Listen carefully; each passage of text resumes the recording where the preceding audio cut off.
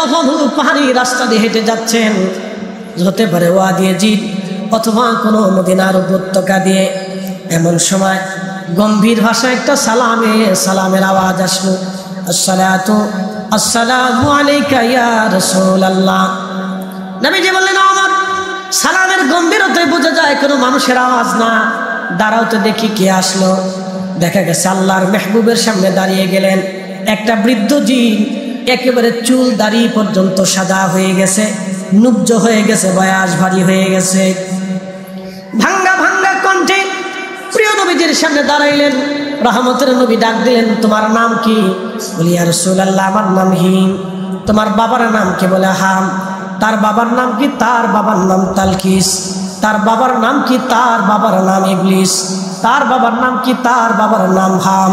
তার বাবার নাম তালকিস, তার বাবার নাম ইবলিস, ইবলিসের বাবার নাম খবিস। আল্লাহর নবীজি ডাক দিয়ে বললেন, হে শয়তান, তুমি কি আমার সাথে শয়তানি করার জন্য এসেছো হে জিন? জিন দেখে বলেন, ইয়া রাসূলুল্লাহ, আমি ইবলিসের ঘরের নাতির ঘরের পুতি। একসাথে কথা, আল্লাহু আকবার। আমি শয়তানি করার জন্য আসি রে নবীজি, আমি কালেমা পড়ে আপনার দরবারে কালেমা পড়ে মুসলমান হওয়ার জন্য আসছি। একসাথে বলবেন আল্লাহু আকবার। খালাকাল ইনসানা ওমা খালাকতুল জিন্না ওয়াল ইনসা। জিন এবং মানুষ দুইটা জাতির শরীয়ত আছে। আমাদের যেমন শরীয়ত, জিনদের জন্য একই রকম শরীয়ত। আমাদের শরীয়ত আছে, ওদেরও শরীয়ত আছে। আমাদেরও আলেম আছে, তাদেরও আলেম আছে। আমাদেরও হাফেজ আছে, তাদেরও হাফেজ আছে। এটা আলাদা জগৎ। জিনদের ব্যাপারে শুধুমাত্র একজন কিতাব লিখে গেছেন ইমাম আব্দুর রহমান জালালউদ্দিন আস-সুয়ুতী রাহিমাহুল্লাহ 700 বছর আগে। খুবই মনোযোগ দিয়ে শুনে যাবেন। আমাদের সংসার আছে, জিনেরও সংসার আছে। আমাদেরও বাচ্চা কাচ্চা আছে, তাদেরও বাচ্চা কাচ্চা আছে। আল্লাহু আকবার। এই জিন এসে বলেন, ইয়া রাসূলুল্লাহ, আমি কালেমা পড়ে মুসলমান হওয়ার জন্য আপনার কাছে আসছি। নবীজি বললেন, তাহলে শোনো, তোমাকে কালেমা পড়াবো। আল্লাহর মেহবুব নবী কালেমা পড়াইলেন। সূরা নাস, সূরা ফালাক, সূরা ইখলাস এবং সূরা কাফিরুন, 4টা সূরা নবীজি তাকে শিক্ষা দিয়ে বললেন, হে হিম, তুমি তোমার জাতির মধ্যে চলে যাও, কালেমার দাওয়াত তুমি তোমার জাতির মধ্যে দিয়ে দাও। তবে শোনো, তোমার তো বয়স অনেক দেখা যায় জিন, তোমার বয়স কত তুমি বলো। ওই জিন ডাক দিয়ে বলেন, ইয়া রাসূলুল্লাহ, আমার বয়স কত আমি বলতে পারবো না। তবে আদম আলাইহিস সালামের বেটা হাবিল আর কাবিল দুইজন যেই দিন সুন্দরী মহিলা আকলিমার জন্য মারামারি করেছিল, একজন আরেকজনকে খুন করেছিল, ইয়া রাসূলুল্লাহ, ইয়া হাবিবাল্লাহ, সেই দিন আমি পাহাড়ে পর্বতে দৌড়াদৌড়ি করে ঘুরে বেড়াই। আদম সফিউল্লাহর 2 সন্তান হাবিল আর কাবিল আকলিমা নামক এক সুন্দরী মহিলার জন্য, এই যে কয়দিন আগে দেখলাম খবরে, এক মহিলা, সারা পৃথিবীতে যত ঝামেলা দেখবেন বেশিরভাগ ঝামেলা নারীকে কেন্দ্র করে হয়। বাংলাদেশে যত মামলা হামলা দেখবেন তার বেশিরভাগ মামলা হামলা নারীকে কেন্দ্র করে হয়। কথা কন না কেন, ঠিক না? বিরাট মুশকিল, বিরাট মুশকিল। আর যদি কারো ঘরে 2 বউ থাকে তো তার মতো জাল আর দুনিয়াতে নাই। নিম তিতা, তেঁতুল তিতা, তিতা পানের জ্বর, তার সাথে অধিক তিতা 203-এর ঘর রে, 203-এর ঘর। রব্বুল আলামিন আইন করলেন, আমি ছাড়া আর কেউ ইবাদত করবে না, শুধুমাত্র আমি রবের ইবাদত তুমি করবে। ওমা খালাকাতুল জিন্না ওয়াল ইনসা ইল্লা লিয়াবুদুন।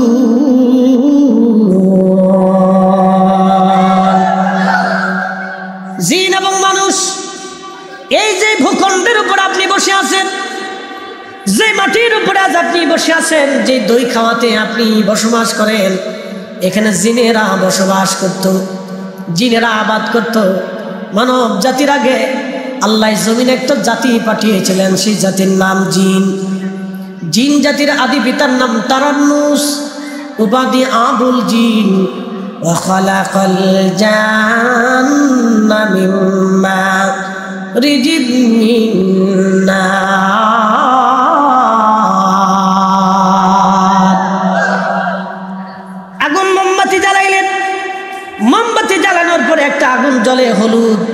হলুদের উপরে আর একটা আগুন আসে, সবুজ সবুজ কালার দেখা যায়। এই সবুজ আগুনের উপরে আর একটা আগুন আসে, এই আগুনকে বলা হয় ধোঁয়া। ধোঁয়া সাধারণত দেখা যায় না, হারিয়ে চলে যায়। আল্লাহু আকবার। আল্লাহ বলেন ওয়া খালাকাল জান্না মিম্মা রিজিম মিন নার, আগুনের শিখা থেকে আমি জিন জাতি সৃষ্টি করেছি। হে মানুষেরা শোনো, সরাসরি আগুন থেকে না, সরাসরি যদি আগুন থেকে সৃষ্টি করতেন তাহলে জিন আগুনের মতো হয়ে যাইত।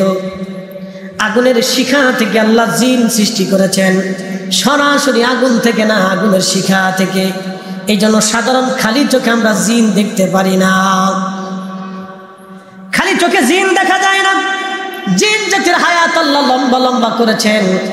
আহা, মানব জাতির জিন জাতির আদি পিতার নাম তারান্নুস। তাফসীরের মধ্যে সে কুরতুবিতে ৬০,০০০ বছর পর্যন্ত তিনি হায়াত পেয়েছিলেন। আল্লাহর নবী এবং হযরত সাইয়েদনা ওমর রাদিয়াল্লাহু আনহু পাহাড়ি রাস্তা দিয়ে হেঁটে যাচ্ছেন, হতে পারে ওয়াদিয়ে জিন অথবা কোনো মদিনার উপত্যকা দিয়ে। এমন সময় গম্ভীর ভাষায় একটা সালামের আওয়াজ আসলো, আসসালামু আলাইকা ইয়া রাসূলুল্লাহ। নবীজি বললেন, ওমর, সালামের গম্ভীরতায় বোঝা যায় কোনো মানুষের আওয়াজ না। দাঁড়াও তো দেখি কে আসলো। দেখা গেছে আল্লাহর মেহবুবের সামনে দাঁড়িয়ে গেলেন একটা বৃদ্ধ জিন, একেবারে চুল দাড়ি পর্যন্ত সাদা হয়ে গেছে, নুব্জ হয়ে গেছে, বয়স ভারী হয়ে গেছে। ভাঙ্গা ভাঙ্গা কণ্ঠে প্রিয় নবীজির সামনে দাঁড়াইলেন। রহমতের নবী ডাক দিলেন, তোমার নাম কি? বলি, ইয়া রাসূলুল্লাহ, আমার নাম হিম। তোমার বাবার নাম কি? বলে, হাম। তার বাবার নাম কি? তার বাবার নাম তালকিস। তার বাবার নাম কি? তার বাবার নাম ইবলিস। তার বাবার নাম কি? তার বাবার নাম হাম। তার বাবার নাম তালকিস, তার বাবার নাম ইবলিস, ইবলিসের বাবার নাম খবিস। আল্লাহর নবীজি ডাক দিয়ে বললেন, হে শয়তান, তুমি কি আমার সাথে শয়তানি করার জন্য এসেছো? হে জিন। জিন দেখে বলেন, ইয়া রাসূলুল্লাহ, আমি ইবলিসের ঘরের নাতির ঘরের পুতি। একসাথে কথা, আল্লাহু আকবার। আমি শয়তানি করার জন্য আসি রে নবীজি, আমি কালেমা পড়ে আপনার দরবারে কালেমা পড়ে মুসলমান হওয়ার জন্য আসছি। একসাথে বলবেন আল্লাহু আকবার। খালাকাল ইনসানা ওমা খালাকতুল জিন্না ওয়াল ইনসা, জিন এবং মানুষ দুইটা জাতির শরীয়ত আছে। আমাদের যেমন শরীয়ত, জিনদের জন্য একই রকম শরীয়ত। আমাদের শরীয়ত আছে, ওদেরও শরীয়ত আছে। আমাদেরও আলেম আছে, তাদেরও আলেম আছে। আমাদেরও হাফেজ আছে, তাদেরও হাফেজ আছে। এটা আলাদা জগৎ। জিনদের ব্যাপারে শুধুমাত্র একজন কিতাব লিখে গেছেন ইমাম আব্দুর রহমান জালালউদ্দিন আস-সুয়ুতী রাহিমাহুল্লাহ ৭০০ বছর আগে। খুবই মনোযোগ দিয়ে শুনে যাবেন। আমাদের সংসার আছে, জিনেরও সংসার আছে। আমাদেরও বাচ্চা কাচ্চা আছে, তাদেরও বাচ্চা কাচ্চা আছে। আল্লাহু আকবার। এই জিন এসে বলেন, ইয়া রাসূলুল্লাহ, আমি কালেমা পড়ে মুসলমান হওয়ার জন্য আপনার কাছে আসছি। নবীজি বললেন, তাহলে শোনো, তোমাকে কালেমা পড়াবো। আল্লাহর মেহবুব নবী কালেমা পড়াইলেন। সূরা নাস, সূরা ফালাক, সূরা ইখলাস এবং সূরা কাফিরুন, ৪টা সূরা নবীজি তাকে শিক্ষা দিয়ে বললেন, হে হিম, তুমি তোমার জাতির মধ্যে চলে যাও, কালেমার দাওয়াত তুমি তোমার জাতির মধ্যে দিয়ে দাও। তবে শোনো, তোমার তো বয়স অনেক দেখা যায় জিন, তোমার বয়স কত তুমি বলো। ওই জিন ডাক দিয়ে বলেন, ইয়া রাসূলুল্লাহ, আমার বয়স কত আমি বলতে পারবো না।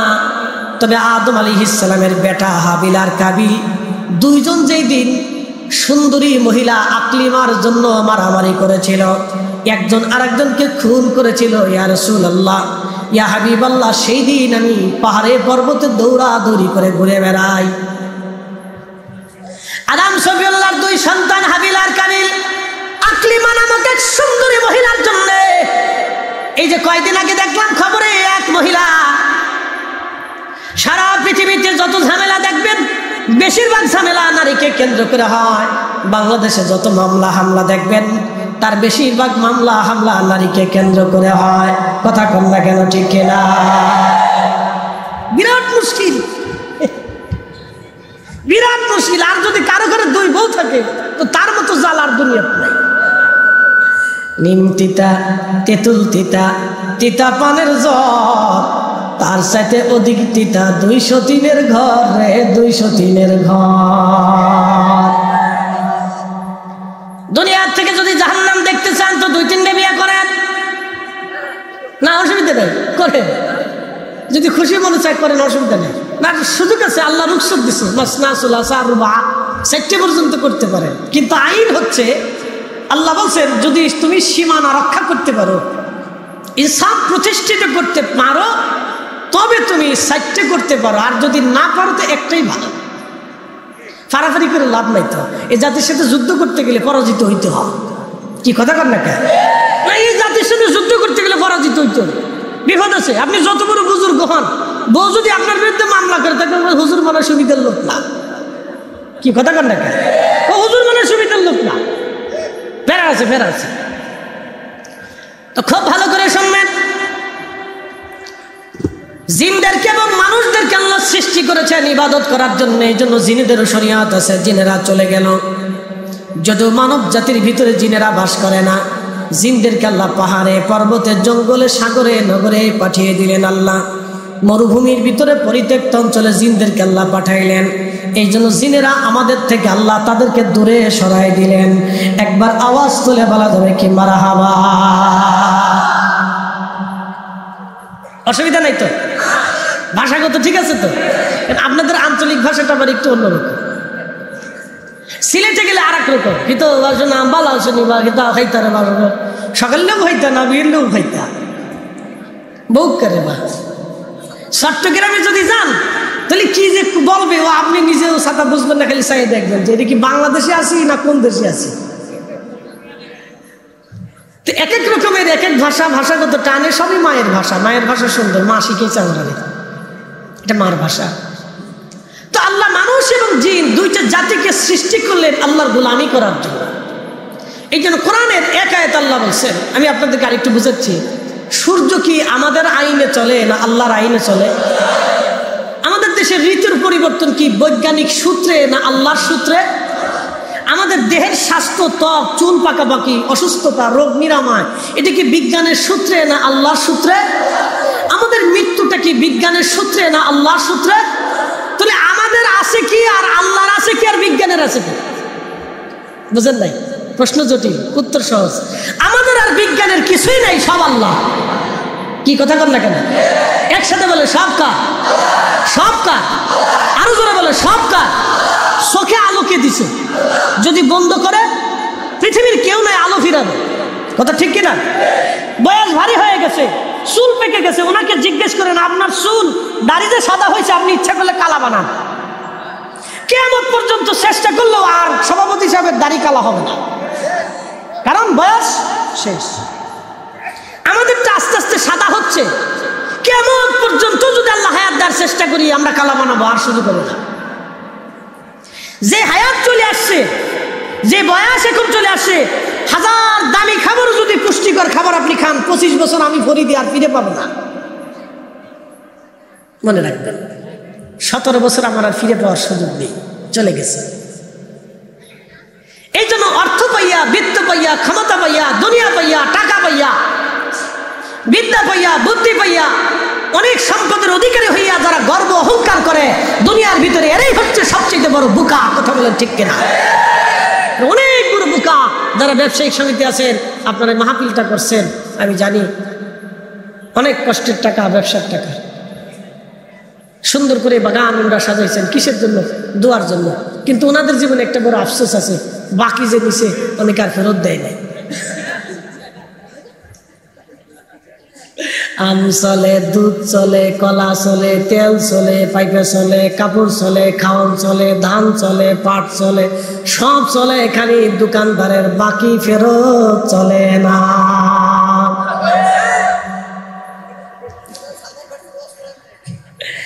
যারা দোকানদারের টাকা মাল বাকি নিয়ে আর কখনো দোকানের সামনে আসেন নাই, শুনে যাবেন, গুনে গুনে বুঝে বুঝে ফেরত দিবেন।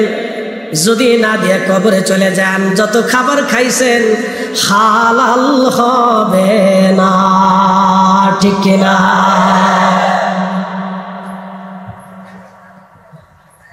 এ রাসূল মসজিদে কথাগুলি শুনবেন। আমি রমজানে ছাত্র বয়সে ঢাকাতে তারাবি পড়াইতাম। তো ব্যবসায়িকরা নামাজ পড়ার সুযোগ পাইত না মসজিদে, তাদের একটা ব্যবসার টাইম আছে। পুরান ঢাকার ব্যবসা তো কাপড়ের ব্যবসা। তো শাসার দোকানে আমি বসে রয়েছি। এক পাওনাদার এসে বলতেছে, হাজী সাহেব আজকে তো আমার টাকা দেওয়া ছিল, টাকা দেওয়ার কথা। তো হাজী সাহেব বলতেছে, আল্লাহর কসম করে পেয়ে আমার কাছে টাকা নেই, পরে সোমবারের দিনে এসে টাইম দিয়ে দিচ্ছে, 1 সপ্তাহ বাড়াইছে। তা আমি দোকানে বসে রয়েছি, ইফতারি টাইম হয়েছে। তো কর্মচারী বলতেছে, বেটা ইফতার নিয়ে আয়। তো ডয়ের টান দেওয়ার পরে দেখি ডয়ের ভিতরে লাখ লাখ টাকার বান্ডিল।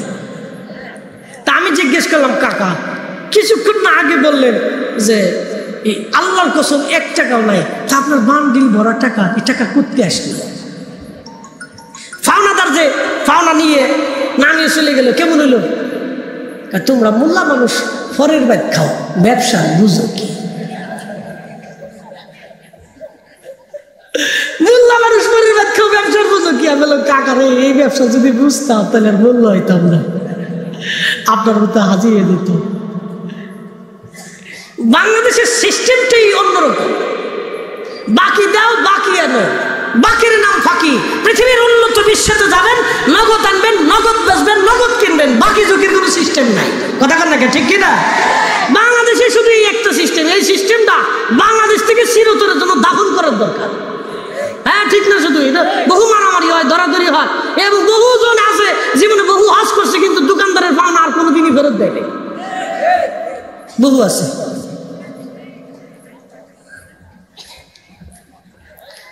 দই খাওয়াবাসী ভালো করে শুনে যাবেন।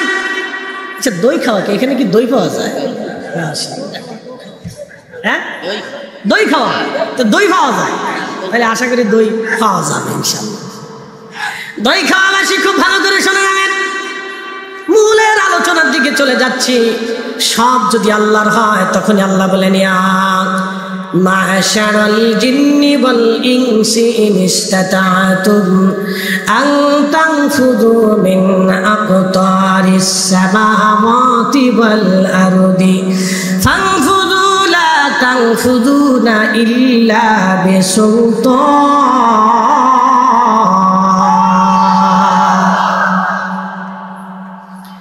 ইয়া মাশারাল জিন ওয়াল ইনস, হে জিন এবং মানবেরা, হে জিন এবং মানবেরা। কি সুন্দর কথা! ইয়া মাশারাল জিন ওয়াল ইনস, হে জিন এবং মানবেরা, তোমরা যদি আমি আল্লাহর বিধান তোমাদের ভালো না লাগে, আমি আল্লাহ আইন দিয়েছি হালালকে হালাল, হারামকে হারাম, আমি আল্লাহ তোমাদেরকে যে বিধান বলে দিয়েছি, বিধান যদি তোমাদের ভালো না লাগে, হে মানুষ এবং জিন, তোমরা যদি আমি আল্লাহর সালতানাত ব্যতীত, সাম্রাজ্য ব্যতীত আর কোন সাম্রাজ্য তোমরা পাও, ওই সাম্রাজ্যে তোমরা চলে যাও। শোনো, আমি আল্লাহর সাম্রাজ্য ছাড়া আর কোন সাম্রাজ্য তোমরা পাবা না। ভালো করে শুনে যাবেন উপস্থিতি। আমি মূলের দিকে ফিরে যাচ্ছি।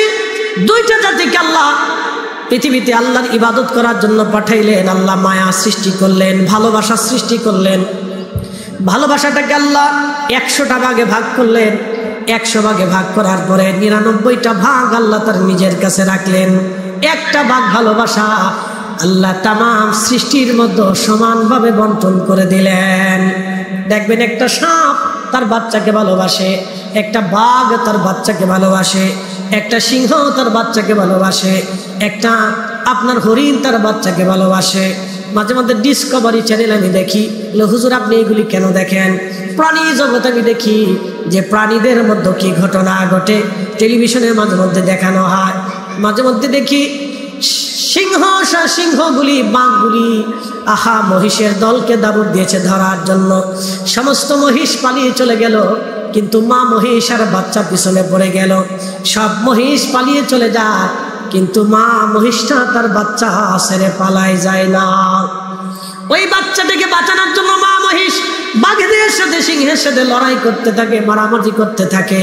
যত সময় পর্যন্ত জীবন থাকে একটা মা সন্তান বাঁচানোর জন্য তত সময় পর্যন্ত লড়াই করে। একমাত্র মানবের ভিতরে এমনও মা আছে যারা সন্তান রেখে দিয়ে পরপুরুষেরা হাত ধরে তারা পালিয়ে চলে যায়।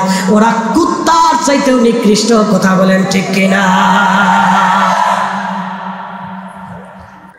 এমন নারী আছে নিজের সন্তানকে হত্যা করে পরপুরুষের সাথে পালিয়ে চলে যায়। ওরা কুকুরের চাইতে নিকৃষ্ট, কুত্তার চাইতে শুয়োরের চাইতে নিকৃষ্ট। ওরা মানব নামের কলঙ্ক, মানুষ নামের কলঙ্ক। মানুষ হইয়া ভবেতে আসিয়া মানুষের করিলাম কি। দই খাওয়াবাসী ভালো করে শুনে নেবেন। একটা মা মহিষ নিজের জীবন উপেক্ষা করে বাচ্চাকে বাঁচানোর জন্য লড়াই করতে থাকে। আহা, এই দৃশ্য যদি আপনি দেখেন আপনার কলিজার ভিতরে ব্যথা লাগবে। কিন্তু না, একটা মা সন্তান বাঁচানোর জন্য লড়াই করে। এই জন্য আল্লাহ বললেন, বান্দারে আমার ইবাদত করবা, আমি ছাড়া আর কারো ইবাদত তুমি মনোযোগী হবে না। এরপরে আল্লাহ বললেন, বাধ্যতা করে দিলাম তোমাদের জন্য, ওয়াবিল ওয়ালিদাইনি ইহসানা। ওগো মা, তুমি এ ধরনের শ্রেষ্ঠ নিয়ামত, তোমারই পদতলে রয়েছে জান্নাত। গো মা, তুমি এ ধরনের শ্রেষ্ঠ নিয়ামত, তোমারই পদতলে রয়েছে জান্নাত।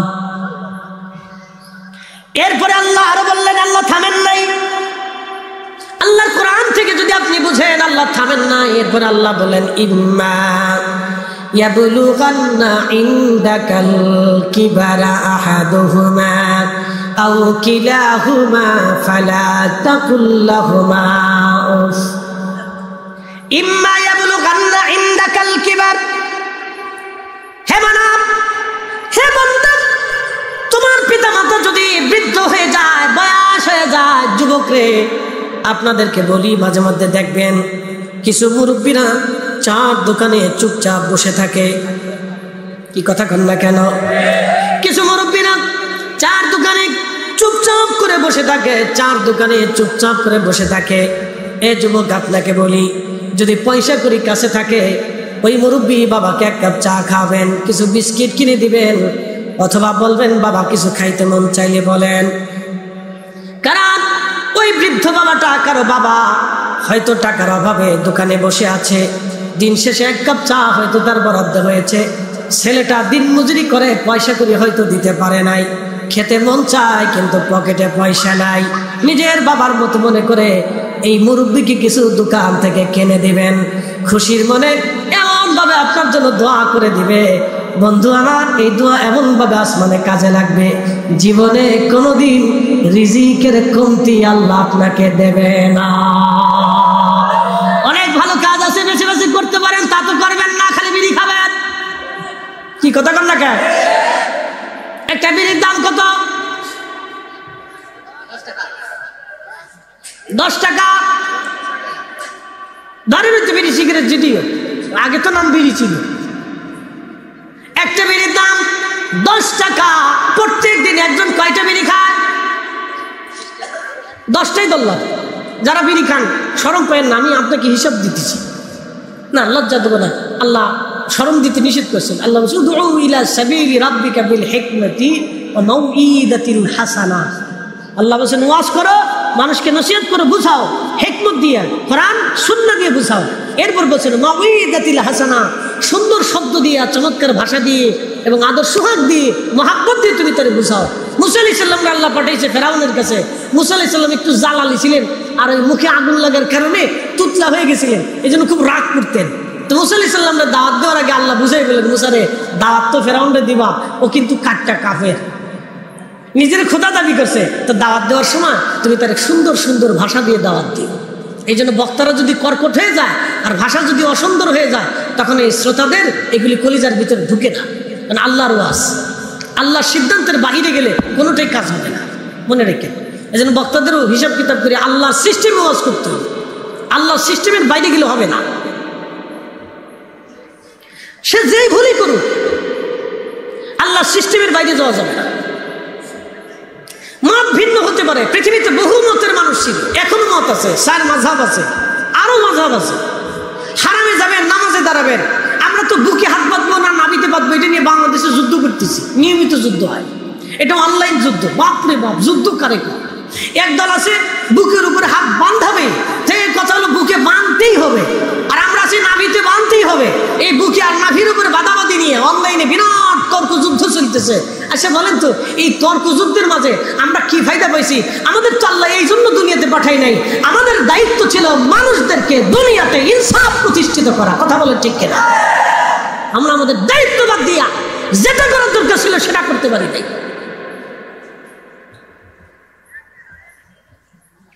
বাংলাদেশে প্রত্যেক বছরে শত শত নারী ধর্ষণের শিকার হয়, শত শত নারী ধর্ষণের শিকার হয়। কালকেও দেখলাম যে ঘরের ভিতরে ডাকাত দল ঢুকে সন্তানের গলার উপরে ছুরি ধরে মাকে পর্যায়ক্রমে তারা ধর্ষণ করেছে। এইভাবে যদি চলতে থাকে তাহলে আগামী দেশ আর রাষ্ট্র ধ্বংস হবে। ভালো করে শুনে যান, ভালো করে শুনে যান, এগুলি আমাদেরকে বন্ধ করতেই হবে। আল্লাহ আমাদের আলেমদেরকে দায়িত্ব দিয়েছিল এইগুলিকে দুনিয়া থেকে ধ্বংস করে দেওয়া, বন্ধ করে দেওয়া। আমরা তা না করে বুকের উপরে নাভির নিচে নিয়ে মারামারি করতেছি। কথা বলেন ঠিক কিনা? আপনি কল্পনা করতে পারবেন যে একজন ভাইয়ের বোনের ধর্ষিত হওয়ার পরে তার কলিজার ভিতরে কেমন ব্যথা লাগতে পারে? একটা মা,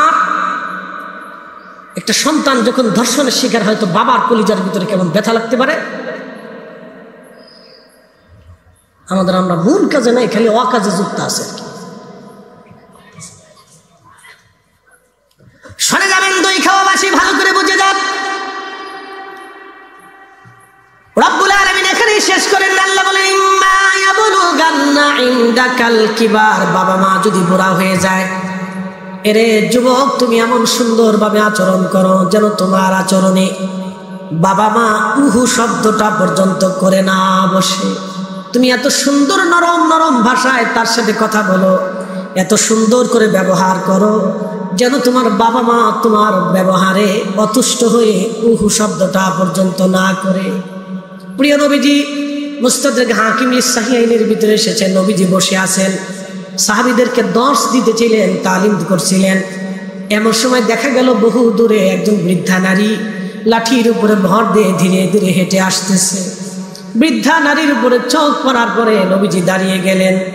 দাঁড়িয়ে যাওয়ার পরে প্রিয় নবীজির গা মোবারকের উপরে চাদর ছিল, এই চাদর নবীজি বিছায়া দিলেন। আসতে হলো না, জোরে বলেন সুবহানাল্লাহ। প্রিয় নবীজি চাদর বিছিয়ে দিলেন। চাদর বিছিয়ে দেওয়ার পরে সাহাবীরা সরে গেলেন। বৃদ্ধ মহিলা হেঁটে হেঁটে চাদরের উপরে আসলেন। আল্লাহ নবী তার সামনে দাঁড়িয়ে আছেন। ওই বৃদ্ধ মহিলা চাদরের উপরে বসলেন, আল্লাহর নবীও চাদরের পাশেই বসলেন।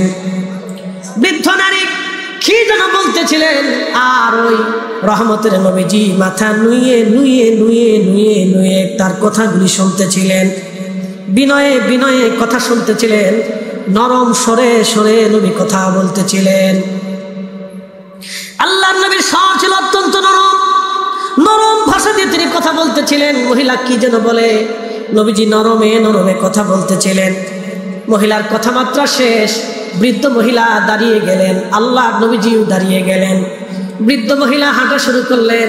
যতদূর পর্যন্ত দেখা যাইতেছিল নবীজি পথের দিকে তাকিয়ে রইলেন।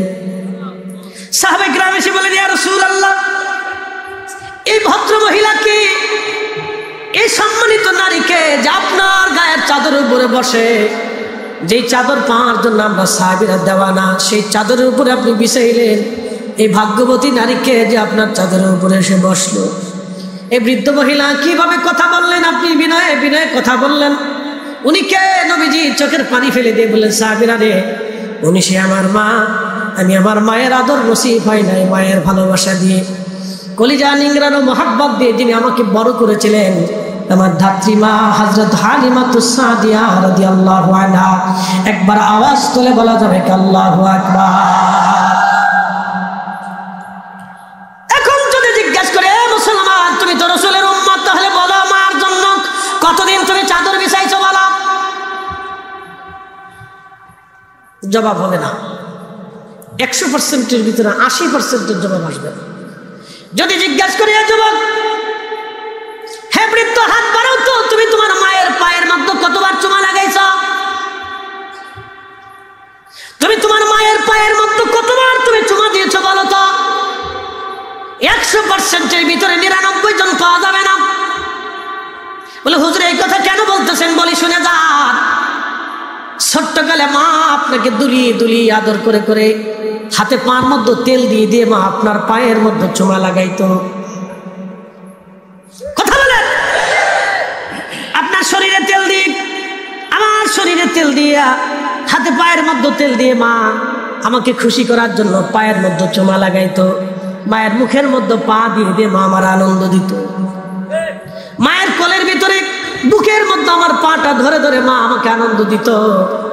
যুবক রে, মার পায়ের মধ্যে কতবার জীবনে চুমা লাগায় হক আদায় করছো বলো? জিজ্ঞেস করলে 100 জন মানুষের ভিতরে 99 জন মানুষ খুঁজে পাওয়া যাবে না। এই জন্য ওয়াজ বুঝে যাবেন, শুধু বুঝে গেলে হবে না, বাড়ি পর্যন্ত ওয়াজ নিয়ে যাবেন। বাংলাদেশের মতো এত ওয়াজ পৃথিবীর কোনো দেশে হয় না, কোনো দেশে হয় না। কয়েকদিন আগে আমি মালদ্বীপ মাহফিল করে এসেছি, মালের ভিলা কলেজে। ভাইজান, মালের মাল ফুলে থেকে মানে মাঝখানে সুন্দর একটা সেতু আছে সাগরের উপরে, খুবই চমৎকার সুন্দর একটা দেশ। আমি মাহফিল করার পরে ছেলেরা বলল, হুজুর আসেন রাতের বেলা সাগরের পার থেকে ঘুরে আসি, ব্রিজের উপরে যাই, সুন্দর আবহাওয়া আসবে, সাগর সুন্দর দেখা যাবে। রাত্রিবেলা যাওয়ার সময় আমি হেঁটে হেঁটে গেলাম, রাস্তার পাশ দিয়ে বহু নারীরা হেঁটে হেঁটে যাচ্ছে। আমি বললাম রাত 2টা বাজে, এখন এত রাতে মালে হুলে মালের রাজধানীতে মেয়েরা হেঁটে যায়, কোনো পুরুষ কি তাদেরকে ধরে না? ছেলেগুলি বলল, হুজুর এটা বাংলাদেশ না, এটা মালদ্বীপ। হুজুর এটা উন্নত বিশ্ব। সারা রাত্র যদি কোনো নারী সারা রাজধানীর রাস্তাঘাট দিয়ে সাগরের পাড় দিয়ে হাঁটে, একটা ছেলেও তাকে ধরতে যাবে না, একটা যুবক তাকে ছবে না, তাকে জিজ্ঞাসাও পর্যন্ত করবে না। এদেশের আইন এত সুন্দর, একমাত্র বাংলাদেশে আপনার মেয়েটাকে, যুবতী মেয়েটাকে বুরকা পরায়া যদি আপনি রাস্তায় রাত 8টার পরে ছেড়ে দেন, তাহলে বাড়ি পর্যন্ত আসবে, কোনো গ্যারান্টি পাওয়াটা বড় মুশকিল। এটার নাম বাংলাদেশ। কথা বলেন ঠিক কিনা? অথচ আমরা কোরআন পণ্য বলা জাতি লজ্জা করে আমাদের এই দৃশ্যগুলি দেখে। আপনি জানতো ইউরোপে হাজার হাজার মেয়েরা রাস্তা দিয়ে হাঁটতেছে, কেউ জিজ্ঞাসাও করবে না। ওরা তো খাওয়ার আগে মদ খায়, খাওয়ার পরে মদ খায়, খাওয়ার ভিতরে মদ খায়। আর আমরা কোরআন পণ্য বলা জাতি, কালেমা গ্রহণ করতে বলা জাতি, এখনো ওজনে কম দেই, মালে ভেজাল দেই, খাবারে ফরমালিন দেই, এখনো পর্যন্ত আমরা দুধে ভেজাল দেই। কথা বল না কেন? আর ওদের দেশে মদে ভেজাল নাই না, ওরা মদেও ভেজাল দেয় না, আমরা দুধে ভেজাল দিই। মাঝে মধ্যে চিন্তা করি, ঢাকার শহরে দুধ খাই না বুড়িগঙ্গার পানি খাই, আল্লাহ জানে। হ্যাঁ, আপনি বুঝেন যে আমাদের ডিমোশন কত। অথচ বাংলাদেশের এক সিজনে সারা বাংলাদেশে যত মাহফিল, সেমিনার, ধর্মসভা হয়, তাফসীর মাহফিল হয়, ওয়াজ দোয়ার মাহফিল হয়, সালানা, ইসলাহি জলসা, খাতমে বুখারী, খাতমে কোরআন মাহফিল কত পরিমাণে বাংলাদেশে হয়। প্রত্যেক জুমাতে জুমাতে খতিব সাহেবরা প্রত্যেক জুমাতে বসে বসে ওয়াজ শোনা, তারপরে জাতির হেদায়েত নাই, এরপরে মসজিদ থেকে জুতা চুরি করে নিয়ে যায়, মসজিদ থেকে জুতা চুরি। আচ্ছা জিজ্ঞেস করি, ওই যে বাদাম বেচে না ছেলেরা, আগে তো গলার উপরে ঝুলাই বাদাম বেচতো, কথা ঠিক আছে না? এখন তো মোটামুটি ভ্যানের উপরে রেখে বাদাম টাদাম আরো কিছু কিছু যেন কি কি যেন বিক্রি করে। আচ্ছা বলুন তো, একজন বাদামওয়ালার ব্যবসা কয় কোটি টাকার ব্যবসা? 4,000 5,000। আচ্ছা, তো অনেকে বাদাম কিনতে যায়, 4-5 জন এক লেগে যায়। কে বাদামওয়ালা? বাদামের দাম কত? তো বাদামওয়ালাকে, ভাই এই 100 গ্রাম 25 টাকা। মাপ কত? মাপ 250 গ্রাম মাপ। তো 250 গ্রাম মাপতে মাপতে এইদিকে 4-5 জনে 4-5টা করে খেয়ে ফেলেছে। আচ্ছা আপনারা বলেন, এই যে 4-5টা করে যে 25 গ্রাম খাইয়ে ফেললো, এটা সুন্নত না মুস্তাহাব? কোনটা কোন? আপনি বলেন, বলেন কোনটা? একসাথে বলেন, জোরে বলেন না, আরো জোরে বলেন। এই একটা বাদামের জন্য কিয়ামতের ময়দানে বাদামওয়ালার পিছনে দৌড়াইতে হবে। হ্যাঁ, শুনে যাবেন, ওয়াজ শুনে যাবেন। এই জন্য রহমতের নবী সারা জিন্দেগির চরিত্র ছিল, কোন সাহাবী কবরে দেওয়ার আগে আল্লাহ নবী জিজ্ঞেস করতেন তার ঋণ কি পরিমাণ আছে বলো। আমরা তো খালি আছি পারাবারের গুতাগুতি নিয়ে, মানুষ মরে যাওয়ার পরে কান্দে ওরে আব্বা রে, কিন্তু কোন ছেলে একটাবারও বলে না আব্বার ঋণ আছে এই পরিমাণে, আমি আসি, আমি ঋণ এখন মওকুফ করে দেব, আসেন যারা পাবেন নিয়ে যান, এই পরিমাণে আব্বার ঋণ আছে, অমুক অমুকে পাবে, একটা ছেলে বলে না।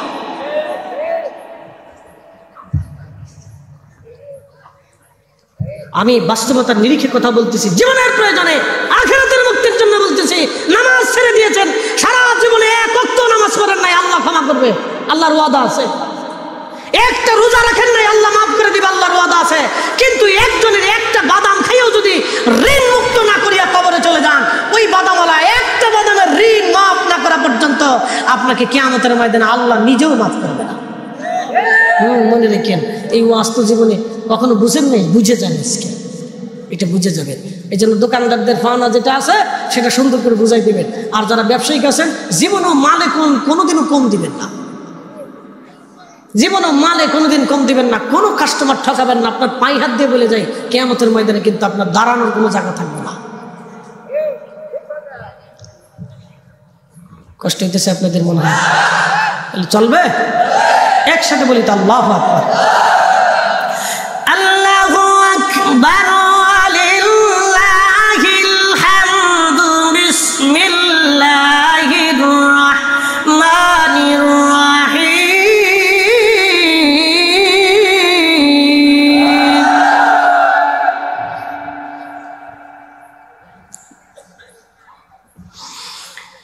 ইয়া